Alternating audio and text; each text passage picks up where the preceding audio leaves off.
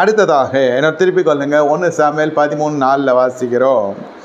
இந்த வசனத்தினுடைய குறிப்பான ஒரு பகுதி நடுவிலிருந்து எடுத்து வாசிக்கிறேன். ஆவிக்குரிய ஐக்கியத்திலே ஒரு அருவருப்பு இருக்கணும். இதெல்லாம் தான் ஆவிக்குரிய ஐக்கியத்திலே வருகிற அருவருப்பு. இந்த இடத்துல தானியம் இருந்த பெலிஸ்தரை சவுல் முறியடித்தான் என்றும், இஸ்ரவேலர் பெலிஸ்தருக்கு அருவருப்பானவர்கள் என்றும் இஸ்ரவேல் கேள்விப்பட்ட பொழுது ஜனங்கள் சவுலுக்கு பின் செல்லும்படி கில்காலுக்கு வரவழைக்கப்பட்டார்கள். 1 சாமுவேல் 13:4 சொல்லப்படுகிற காரியம் என்னவென்றால், இஸ்ரவேலர் பெலிஸ்தருக்கு அருவருப்பானவர்கள். பெலிஸ்தர்கள் யார்?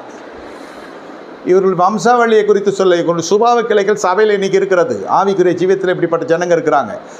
என்ன இஸ்ரவேலருக்குடைய காரியம்?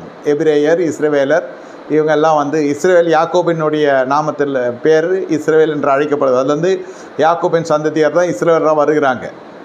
முதல்ல எபிரேயர்களாக இருக்கிறாங்க. என்ன இப்போ இஸ்ரவேலர் வேறு, பெலிஸ்தர் வேறு. ஆனால் பெலிஸ்தருடைய சுபாவக்கலை சபைக்குள் இருக்கிறது. அது ஏன் இருக்கிறது?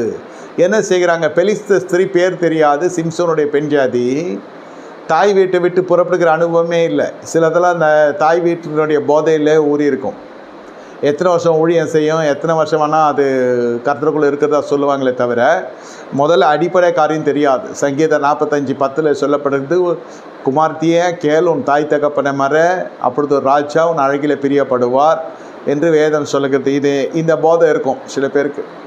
ஆதாயத்துக்காகவும் போவாங்க, அன்பில் அடிமைப்பட்டும் போவாங்க. அதில் ஒரு அனுகூலத்தை புருஷனுக்கு உண்டாக்குறேன்னு போய் கடைசியில் என்னென்ன நடக்குது? வேதம் சொல்லுகிறது, தாய் விட்டு பிரிந்து வர வேண்டும், குமாரன் தகப்பனை விட்டு விலகாது இருக்க வேண்டும், எதிர்மறை என்று செயல்பட்டு கொண்டு இருக்கும். இது அத்தனையும் சபைக்குள் இருக்கும். சபை இதை குறித்து சொன்னால் அது விசுவாசி போயிட்டோன்னா அப்புறம் என்ன வருது? தெரியாதுன்னு இல்லை, தெரிஞ்சாலும் சொல்ல மாட்டாங்க. இந்த டாப்பிக்லாம் டச் பண்ணக்கூடாது, சென்சிட்டிவ். இதுக்கெல்லாம் பர்மிஷன் வாங்கி பேசணும். அந்த மாதிரி சபைகள்லாம் இருக்குது. தேவன் பேசுகிறதுக்கெல்லாம் கேட்கறதுக்கு மனசுக்கு நேரம் இல்லை, விருப்பமும் இல்லை. நோய் நொடிக்கே வந்தாலும் விடுதலை பெற்றுவிட்டு மறுபடியும் அந்த மாதிரி ஒரு கல்லறை, வெள்ளையடிக்கப்பட்ட கல்லறைக்கு தான் போவாங்க தவிர ஆவியோடு உண்மையோடும் தொழுது கொள்கிற சபையில் இருக்கிறதுக்கு மனம் பொருந்தாது.